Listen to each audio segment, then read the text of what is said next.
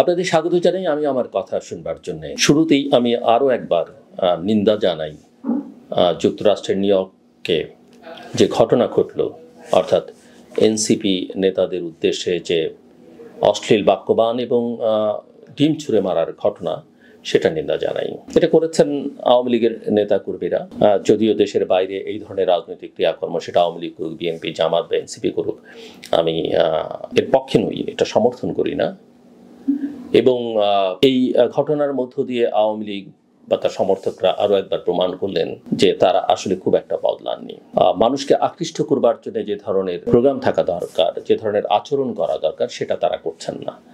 এটার মধ্য দিয়ে তারা এটাও প্রমাণ করলেন যে তাদের মধ্যে আসলে কোনো অনুশোচনা নেই। প্রথমত প্রতিবাদ তারা করতে পারেন, এটা তাদের অধিকার। তারা কারো বিরুদ্ধে বক্তৃতা করতে পারেন, সেটাও তাদের অধিকার, এবং যুক্তরাষ্ট্রের আইন এটা অ্যালাউ করে। কিন্তু ডিম ছুঁড়ে মারার ঘটনাটা, এটা একটা রুচির দৈন্যতা বলে আমার কাছে মনে হয়েছে। সবচেয়ে বড় কথা, ডক্টর তাসনিম জারা, এনসিপির একজন নেত্রী, তাকে ঘিরে যে গালিগালাজ করা হচ্ছে তাকে কেন্দ্র করে বা তার উদ্দেশ্যে, সেটা কোনো অবস্থাতেই সমর্থনযোগ্য তো নয়, বরং চরম একটা রুচির দুর্ভিক্ষ বলে আমার কাছে মনে হয়েছে। যারা এনসিপি করেন এটা কোনো অপরাধ হতে পারে না, এবং তার চেয়ে বড় কথা হচ্ছে যারা একজন নারী এবং খুবই মেধাবী একজন মানুষ, আমি বলব বাংলাদেশের, অক্সফোর্ডে পড়েছেন, কেমব্রিজে পড়েছেন, সোশ্যাল মিডিয়াতে তার লক্ষ লক্ষ ফলোয়ার আছে, অশালীন, অশ্লীল বা এনসিপির অন্য নেতারা যে ধরনের কথাবার্তা বলেন, যারা এখন পর্যন্ত বলেছেন বলে আমার জানা নেই, কিন্তু যে ভাষায় আমরা কথা বলতে শুনলাম সেটা কোনোভাবেই অ্যাকসেপ্টেবল নয়। এটা মুদ্রার একটা দিক। আরেকটা দিক একটু আলোচনা করে রাখা দরকার। যখন কোনো শক্তিকে আপনি কথা বলতে দেবেন না, তার রাজনৈতিক অধিকারকে দমিয়ে রাখবেন, তখন তার একটা প্রকাশ ঘটবে, এবং দেশের মধ্যে না ঘটলে সেটা বাইরে, দেশের বাইরে যারা তাদের সমর্থক গোষ্ঠী আছে তাদের মধ্যে ঘটবে। যদিও অশ্লীলতা সমর্থনযোগ্য নয়, যে আচরণ তারা করেছেন ডিম ছুঁড়ে, সেটা গ্রহণযোগ্য নয়, কিন্তু তারা প্রতিবাদ বিক্ষোভ করবে এবং তাদের রাগ ক্ষোভের একটা প্রকাশ ঘটবে, যেমনটা তারা গাড়ির সামনে শুয়ে পড়ে দেখিয়েছেন, সেটা খুব অস্বাভাবিক নয়। প্রতিবাদ বিক্ষোভ এর আগে আমরা বিএনপির নেতাকর্মীদের দেখেছি, জামাতের নেতাকর্মীদের দেখেছি, পৃথিবীর বিভিন্ন দেশে তারা সেটা করেছেন যখন আওয়ামী লীগ রাষ্ট্র ক্ষমতায় ছিল। এবার আসা যাক অন্য আরেকটা প্রসঙ্গে, যেটা খুবই আলোচনা ঝড় তুলেছে বলা যেতে পারে, সেটা হচ্ছে মির্জা ফখরুল ইসলাম আলমগীর, যিনি এখন সরকারের এই প্রতিনিধি দলে জাতিসংঘের সাধারণ অধিবেশনে যে প্রতিনিধি দল প্রফেসর মোহাম্মদ ইউনূসের নেতৃত্বে যোগ দিচ্ছে বা অংশ নিচ্ছে, তার একজন সদস্য। তার সাক্ষাৎকার ভারতীয় একটি মিডিয়া আউটলেটে প্রকাশিত হয়েছে, সেটা নিয়ে অনেক শোরগোল চলছে। কিন্তু তার আগে এটাও বোধহয় একটু বলে রাখা দরকার যে আমি ঠিক আমার বোধ বুদ্ধিতে ধরে না যে বিএনপি, জামাত কিংবা এনসিপি কিভাবে সরকারের অংশ হলো। এই প্রতিনিধি দল যখন বিদেশে যাচ্ছে, তার আগে প্রধান উপদেষ্টার প্রেস সেক্রেটারির কাছ থেকে আমরা শুনলাম যে এই দলগুলো সরকারের অংশ। তাহলে বাকি দলগুলো কি এক? আর এই দলগুলো সরকারের অংশ হয় কিভাবে, সেটা আমার বোধ বুদ্ধির মধ্যে আসে না, এবং এটা নিয়ে আমি কোনো প্রতিবাদ দেখলাম না কোনো একটি দলের পক্ষ থেকে, বিএনপির পক্ষ থেকে নয়। এবং নিউ ইয়র্কে বিএনপি নেতাকর্মীদের সমাবেশ আমরা দেখেছি, যেমনটা আওয়ামী লীগের দেখেছি, এনসিপিরও কিছু কিছু কর্মকাণ্ড দেখেছি, জামাতকে তো দেখলামই আমরা, তাদের নেতাদেরকে কিভাবে নিরাপদে ফুল দিয়ে বরণ করে তারা নিলেন। তো বিএনপির ক্ষেত্রে তাসনিম জারা আর আক্তারের সামনে দিয়ে যখন মির্জা ফখরুল হেঁটে যাচ্ছিলেন, আমার কাছে তাকে খুবই অসহায় মনে হচ্ছে। আমি জানি না তার দলের নেতাকর্মীরা সেই সময় কোথায় ছিলেন, কোথায় সেই অভ্যর্থনা, কোথায় সেই ফুলের মালা। আর যেসব উপদেষ্টারা বা সরকারের কর্তা ব্যক্তিরা এইসব নেতাদের নিয়ে গেলেন, তাদের কিভাবে অসহায়ের মতো ছেড়ে দিলেন আর নিজেরা নিরাপদে বেরিয়ে গেলেন, বা এই ধরনের একটা পরিস্থিতি তৈরি হতে পারে, সেটা সরকারের মাথার মধ্যে কেন আসলো না, এটা আমার বোধ বুদ্ধির মধ্যে আসে না। এবার আসা যাক মির্জা ফখরুল ইসলাম আলমগীরের বহুল আলোচিত এই সাক্ষাৎকারটি নিয়ে। মির্জা ফখরুল বলবার আগেই দলের একজন নেতা, আমি একটি কার্ড দেখলাম সোশ্যাল মিডিয়াতে, যে তিনি কথা বলেননি। পরে কোনো পত্রিকা মির্জা ফখরুল ইসলাম আলমগীরের সঙ্গে কথা বলেছেন, সেখানে তিনি বলেছেন যে তিনি এই সাক্ষাৎকার দেননি, তবে ওই সাংবাদিকের সঙ্গে তিনি কথা বলেছেন। সেটা অফ দ্য রেকর্ড বলেছেন না অন দ্য রেকর্ড বলেছেন সেটা আমি জানি না, এবং একজন সাংবাদিক বিএনপির গুলশান কার্যালয়ে কেন যাবেন সাক্ষাৎকার নেওয়া ছাড়া? শুধুমাত্র কথা বলতে। হ্যাঁ, সাংবাদিকরা অনেক সময় কথা বলেন তাদের নানান সোর্সের সঙ্গে, তাদের পরিচিত জনদের সঙ্গে, তাদের কাজকর্মের সুবিধার জন্য, বা কোনো রিপোর্ট বা কোনো লেখা লিখতে গেলে সেটা তারা করেন। কিন্তু মির্জা ফখরুল ইসলাম আলমগীরের সঙ্গে সেটা হয়েছে কি হয়নি সেটা আমি জানি না। তবে সাধারণভাবে আমি দুপক্ষকে বেনিফিট অফ ডাউট দিতে চাই। এরপরের প্রসঙ্গ হচ্ছে তিনি যেসব কথাবার্তা বলেছেন। আমি যদি বিএনপির রাজনীতিটা গত 1-1.5 বছরে বুঝে থাকি, বা তারও খানিকটা বেশি সময় ধরে, মির্জা ফখরুল ইসলাম আলমগীর এই আউটলেটের সঙ্গে, মিডিয়াটির সঙ্গে যেসব কথাবার্তা বলেছেন, আমার কাছে একটা বাক্য মনে হয়নি যে তিনি বিএনপির বাইরে বলেছেন, আমি যেটা পড়েছি। এখন হয়তো বিএনপির এখানে অবস্থান পরিবর্তন হতে পারে, সেটা আমি জানি না, বা বিএনপির কথাবার্তা অনেক সময় বোঝাও একটু দুরূহ, যে তারা আসলে কি বলতে চাইছেন, কি করতে চাইছেন। তারা হয়তো সবাইকে খুশি রেখেই চলতে চাইছেন, সবাইকে খুশি করে আসলে রাজনীতি করা যায় কিনা সেটাও রাজনীতির ছাত্র হিসেবে আমি ঠিক বুঝে উঠতে পারি না। আপনি নিশ্চয়ই আনার্কি করবেন না, আপনি নিশ্চয়ই অস্থিরতা তৈরি করবেন না, কিন্তু আপনি সব পক্ষকে সকলকে খুশি করবেন সেটা সম্ভব কিনা আমি ঠিকই জানি না। জামাতের সিট 50 না 30 বা কি আলোচনা হয়েছে সেটা জানি না। তবে এটা তো মোটামুটি স্পষ্ট, জামাত আসলে বরাবরই চেয়েছে, যখন আওয়ামী লীগের ক্ষমতা ছিল বিএনপির সঙ্গে জামাতের যখন দূরত্ব তৈরি হচ্ছিল, জামাত বিএনপির সঙ্গে থাকতে চেয়েছে। বিএনপি হয়তো তার রাজনীতিটা একটু পরিষ্কার করবার জন্য মধ্যপন্থা রাজনীতি যেহেতু বিএনপি করতে চায়, আর জামাতের যেহেতু অতীত বিশেষ করে 71 ক্লিন নয়, সে কারণে বিএনপি হয়তো একটা উপলব্ধি হয়েছে এবং সামগ্রিক দেশীয়, আঞ্চলিক এবং বৈশ্বিক বাস্তবতায় জামাত থেকে তারা দূরত্ব, কারণ এটা তাদের ইলেকশন বা মুভমেন্টের জন্য একটা অ্যালায়েন্স ছিল, এটা চিরস্থায়ী কোনো বন্দোবস্ত নয়। আর সেরকম হলে তো তারা দল হিসেবে মার্জই করতেন। সো জামাতের মধ্যে এই চেষ্টাটা আমরা তখনও দেখেছি, এখনও দেখেছি। জামাতের আমির মির্জা শফিকুর রহমান বেগম জিয়াকে দেখতে লন্ডনে গেছেন, অসুস্থ বেগম জিয়াকে ঢাকায় তারা এক ধরনের যোগাযোগ রক্ষা করে চলবার চেষ্টা করছেন। তাদের দিক থেকে তারা এটা চান তাদের রাজনীতির স্বার্থে। আবার বিএনপির দিক থেকে এটা ঠিক আছে, বিএনপি সেটা চায় না। কাজে এই সিটের আলোচনাটা যে হচ্ছে না, হয়নি, এটা আমার কাছে খুব একটা মনে হয় না। এনসিপির সঙ্গেও আসন ভাগাভাগির আলোচনাটা তো আমরা অনেকদিন ধরেই শুনছি। এখন এনসিপিও সেটা অস্বীকার করতে পারে, বিএনপিও সেটা অস্বীকার করতে পারে, কিন্তু আমরা তো সব বোকাশোকা, একেবারেই বোকাশোকা যে সবাই, হয়তো আমি বোকাশোকা, কিন্তু সমাজ, রাষ্ট্রের সাংবাদিকরা, বুদ্ধিজীবীরা, বিভিন্ন এজেন্সির লোকজন, দেশি বিদেশি সবাই যে বোকা এটা মনে করবার কোনো কারণ নেই। এবং সবার কাছে সব তথ্য নেই, কারোর কাছেই কিছু নেই, কেউ কিছু দেখে না, কেউ কিছু শোনে না, এটা মনে করবার কোনো কারণ নেই। কেউ হয়তো, সবাই হয়তো সব কিছু বলে না, সেটা আপনি বলতে পারেন। আর এনসিপি এখন যে জায়গায় দাঁড়িয়ে আছে, এনসিপিকে কেউ যদি লস্ট কেস বা গন কেস বলেন, সেটা দোষের কিছু হবে না। এর মানে এই না এনসিপির যেসব নেতৃবৃন্দ গত বছরের জুলাই অভ্যুত্থানে অত্যন্ত গুরুত্বপূর্ণ ভূমিকা রেখেছেন সেটা আমরা অস্বীকার করি, তার জন্য আমরা তাদেরকে সম্মানও জানাই, শ্রদ্ধাও করি, তাদের প্রতি আমাদের পূর্ণ ভালোবাসা আছে। এবং তাদের আজকের এই পরিণতির দায় যেমন তাদের, আবার যারা তাদেরকে ব্যবহার করেছে, সরকারের ভেতরে থাকা, সরকারের বাইরে থাকা কিছু কিছু রাজনৈতিক দল এবং কিছু কিছু বুদ্ধিজীবী, দেশি বিদেশি, তাদেরও।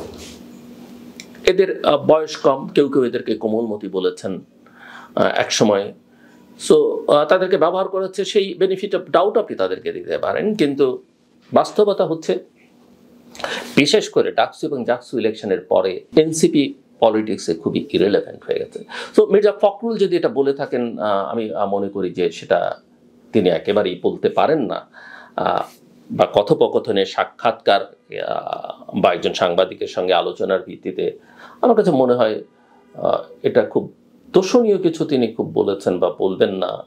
হয়তো যেহেতু নিউ ইয়র্কে আছেন জামাত নেতা, এনসিপি নেতাদের সঙ্গে কিছুটা বিড়ম্বনা, একেবারে সামনাসামনি হয়তো এরকম বিড়ম্বনার মুখোমুখি তিনি হয়েছেন। আওয়ামী লীগ 14 দল জাতীয় পার্টি নিয়ে অবস্থান আমরা তো আগে শুনেছি, মির্জা ফখরুল ইসলাম আলমগীরের সঙ্গে শুনেছি, মুখ থেকেই শুনেছি, সম্ভবত প্রথম আলোর সাক্ষাৎকারে, যে তারা কোনো রাজনৈতিক দল ব্যান করবার পক্ষে নয়। অন্তর্বর্তী সরকারের প্রেসিডেন্ট প্রফেসর মোহাম্মদ ইউনূস এই কথা আগে বলেছেন।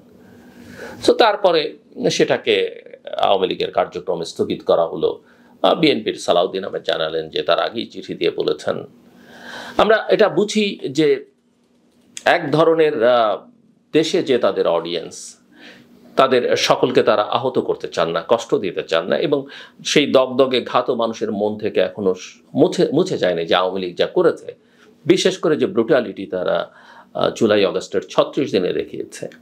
তার প্রেক্ষিতে হয়তো দেশের মানুষকে অসন্তুষ্ট বিএনপি করতে চায় না, কিন্তু এটাও তো ঠিক যে রাজনীতিটা রাজনীতি, এবং রাজনীতিকে রাজনীতি হিসেবেই দেখতে হবে।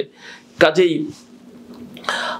এবং একটা খারাপকে আরেকটা খারাপ দিয়ে মোকাবেলা করে সুফল পাওয়া যায় না, বরং ভালোটা শুরু কাউকে না কাউকে করতে হবে, এবং সেখানে দেশের 1 কোটি 2 কোটি 3 কোটি 4 কোটি মানুষকে অস্বীকার করে এই দেশকে তো আপনি এগিয়ে নিতে পারবেন না। শেখ হাসিনা যে বিভাজনের রাজনীতি করেছেন, মুক্তিযুদ্ধের চেতনাকে যেভাবে বিক্রি করেছেন, সেই একই ধারায় 24-এর অভ্যুত্থানকে বিক্রি করে আপনি তো বিভাজনের রাজনীতি করতে পারেন না।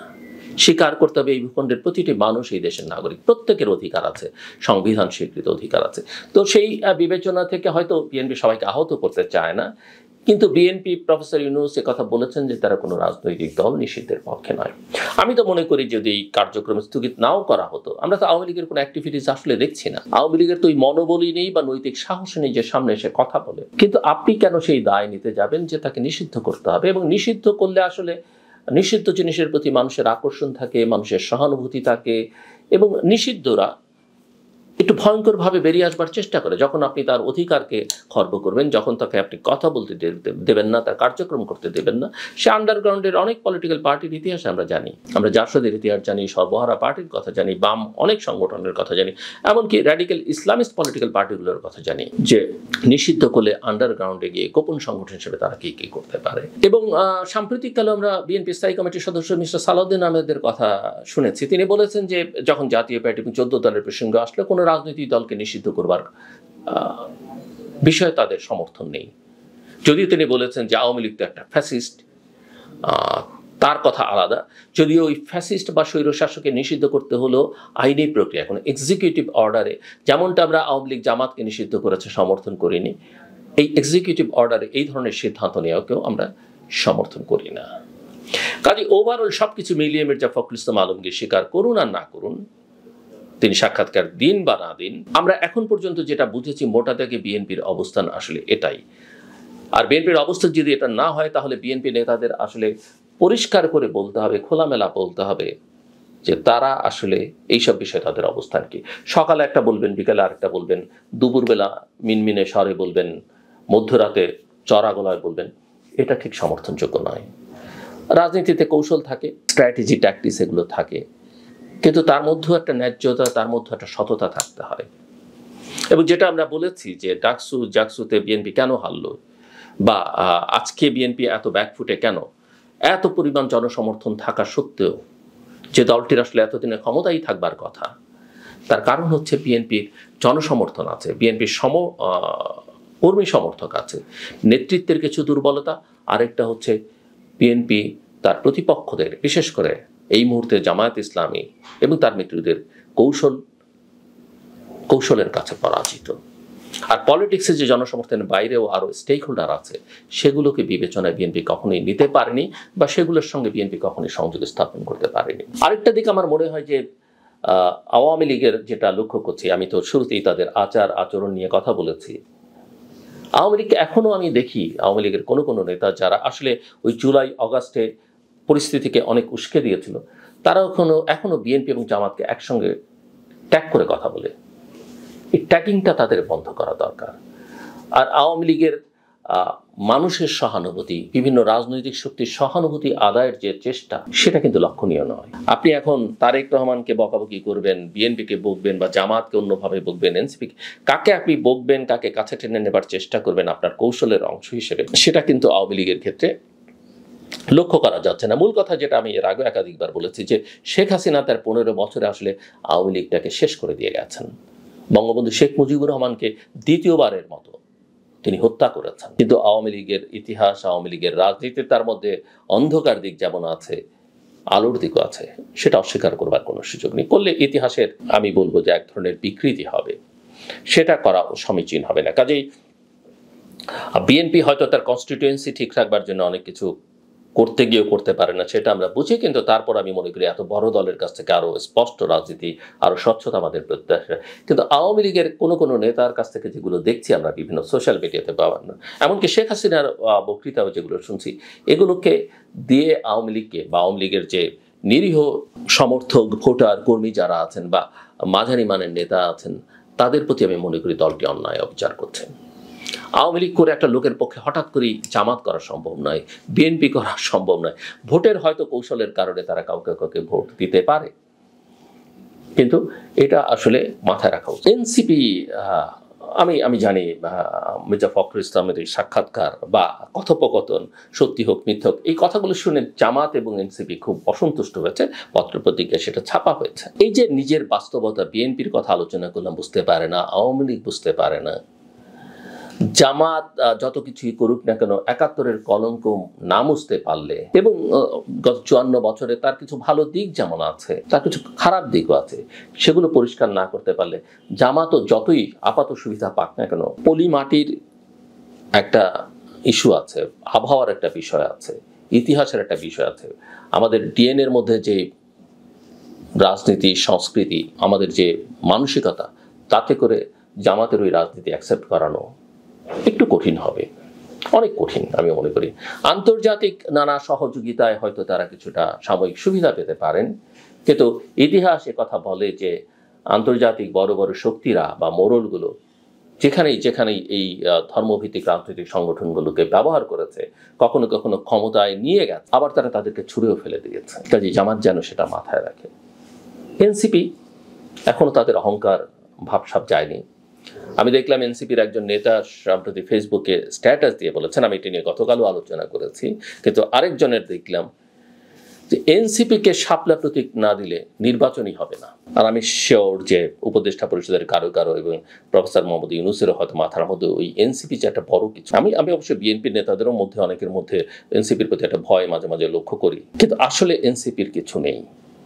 কিন্তু এই যে বক্তব্য যে তাদেরকে শাপলা না দিলে, তার মানে তারা নির্বাচন কমিশনকে আসলে আমলে নিচ্ছে না, নির্বাচন কমিশনের প্রতিও তাদের কোনো রেসপেক্ট নেই। তাহলে নির্বাচনটা কিভাবে হবে? যেখানে এনসিপি যখন দল হয়নি, রাজনৈতিক দলগুলোর আলোচনায় এনসিপি নেতাদের ডাকা হয়েছে নাগরিক কমিটির ব্যানারে, এবং নাগরিক কমিটি কোনো রাজনৈতিক দল ছিল না, যেখানে সরকার এতটাই বায়াস তাদের প্রতি, এবং সেই শক্তি এখনো চড়া গলায় যেসব বক্তব্য বলছে, আমি সবাইকে অনুরোধ করব একটু ডাউন টু আর্থ হন, একটু মাটিতে নেমে আসুন। অহংকার আসলে খুব ভালো কিছু নয়, কারোর জন্যই নয়। আমার কথা শুনবার জন্য আপনাদের অসংখ্য ধন্যবাদ, আপনাদের সবার জন্য শুভকামনা।